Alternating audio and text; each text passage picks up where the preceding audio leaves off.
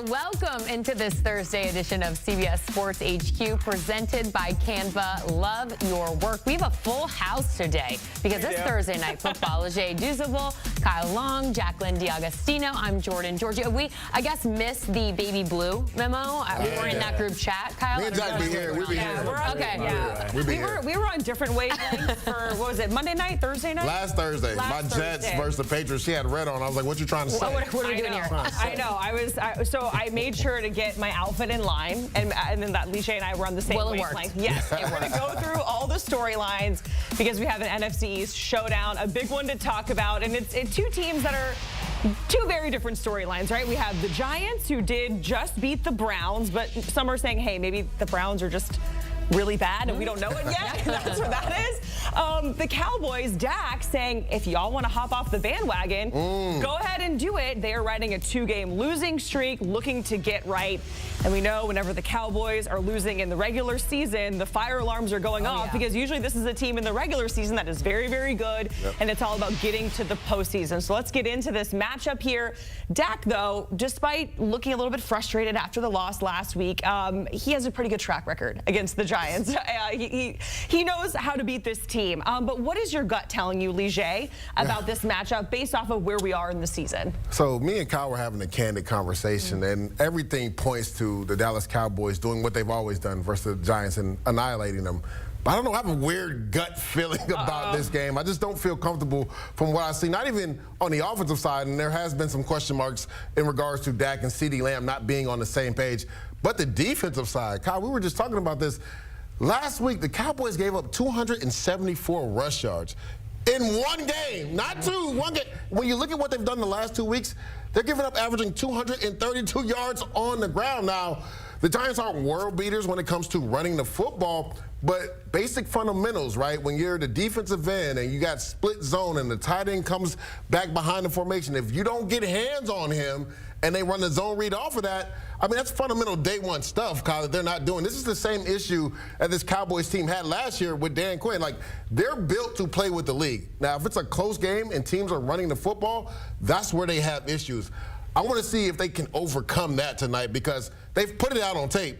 Teams are going to continue to do it until they do something about it. To your point about Dak and CeeDee not being on the same page, I think that this defense has relied on for so long, this offense starting hot, being able to pin their ears back at the defensive front and get after quarterbacks. It remains to be seen which version of the Cowboys team are we going to see. Is it going to be the infighting defensive side of the ball who can't get on the same page, a bunch of superstars playing for themselves, or is it a unit that's going to challenge this New York Giants offensive attack? Remains to be seen, but it's prime time.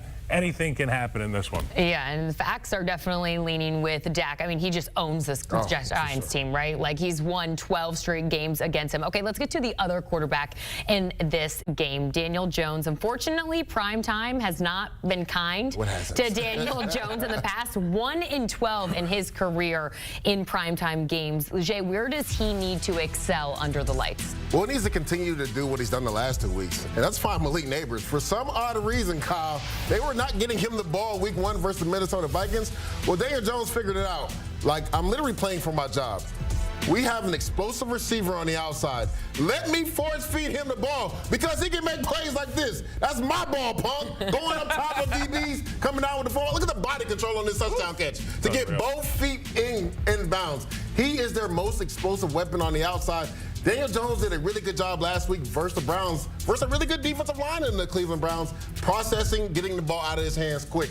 He needs to do the same thing today because the Dallas defensive line, they can hunt up and get after you too when it comes to the pass, but he needs to continue to find Malik Neighbors. Let that be your best friend. Yeah, there's two things that strike me about Daniel Jones the last few weeks. He's done a really great job not taking sacks. We've seen historically that Daniel takes a lot of sacks. He also turns the football over. 2 games in a row, 100+ quarterback rating. They've looked the right way. And to your point, you get the ball to Malik Neighbors. That's confidence. That's the second part. So the first part, not taking sacks and turnovers. Second part is true confidence. Daniel Jones has it. He has an opportunity in prime time to rewrite the history books. We're looking at this. He's been terrible in prime time. Dak Prescott has their number. So for Daniel Jones, find a way to get Singletary involved in the run. Find Singletary in the pass when Malik is bracketed, covered down the field, and stay on schedule. Don't be Superman, and don't give them extra possessions. And to your point, also, use your mobility. We saw Lamar Jackson have a lot of success success last week.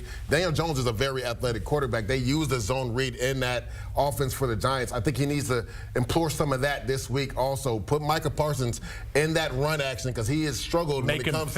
Make him think on that zone read. Use your legs as well and get on the outside. Doesn't seem like he needs to reinvent anything, then. No. That's what you're saying. Kyle, you were talking about Daniel Jones getting sacked, and I was having flashbacks to this week 1 matchup with this team where Daniel Jones took, what, like double-digit sacks? Man. Oh, in that matchup. Let's talk about what this means in terms of the divisional race, because typically when we're talking about the NFC East, it's like Eagles, Cowboys, right. And then Dan Quinn goes Here over they to the are. Commanders, Here they and are. we're seeing this Cowboys defense kind of struggle with their identity, and the Commanders and Jaden Daniels look really, really good.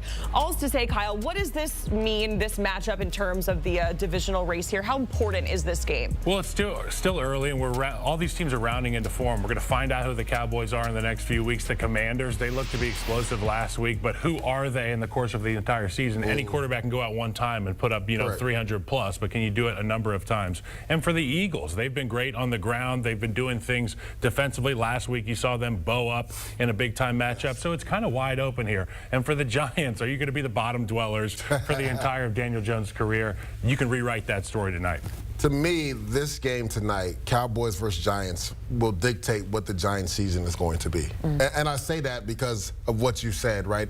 You kind of realize around week 4 what a team truly is, right? One guy can go out there one week and light it up. We saw Jaden Daniels do that. Now, he's actually looked really good the entire season, but he took it up a notch last week. I felt like this Cowboys team would struggle because of the changes on the offensive line, the changes on defense with the new defensive coordinator, right? Them moving some pieces around. The Philadelphia Eagles, they let one get away versus the Atlanta Falcons, or they could be 3-0 right now at the top of this division. But for me, the Giants, like you said, are they going to continue to be the bottom dwellers of this division? We already talked about Daniel Jones and how he struggled in primetime games. The whole nation is watching you today. You have a chance to change the narrative if you're the New York Giants and come away with a big win tonight. And that's a great point that you make. I mean, what is one thing that coaches say before these games? The eyes of the football universe are upon us tonight, man. Who do you want to be? What do you want to put on tape? Right. And I'm excited for that. And I know the Giants are too. So what happens on the other side of things if the Cowboys lose? I mean, it looks like I'm a genius, right? Because I felt like they were going to struggle this year. I actually, when we did our breakdown, I didn't have the Cowboys making the playoffs, and everybody was surprised. And when you look at the schedule, like, it's not going to get any easier. The Steelers are undefeated. You got to play the Detroit Lions, then the 49ers. Good luck. So this is a massive game for both of these teams. But for the Dallas Cowboys, those next 3 games are crucial when it comes to what the outlook of your season is going to be. So I know Dak said, go ahead and jump off the bandwagon if you want. You have an opportunity to silence the critics tonight in the next 3 weeks versus those 3 hard teams. Yeah, massive game for both teams. For the Cowboys in particular, though, they're going to need a massive player to have an impact in this game. Kyle, who is that impact player that you're watching for in the Cowboys tonight, or an X-factor matchup? So there's 2 guys that I have in mind. One is on the offensive side of the ball. It's left tackle Tyler Guyton. He's a rookie, and he's had some struggles thus far in the season, but throwing the ball 51 times last week, it doesn't lend itself to be successful as an offensive lineman.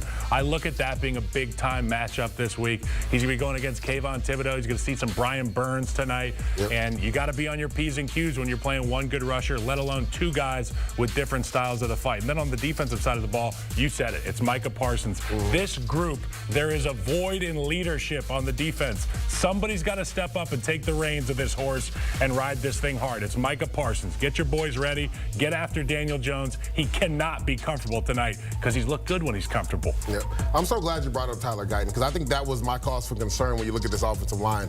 He played right tackle, Kyle, and you know this. Making that switch to left tackle is not easy. He did that at Oklahoma playing on right tackle. It's like wiping with your other hand. And like Cooper Beebe, right? We saw Van Noy beat him on the inside, another rookie that's making the transition to center.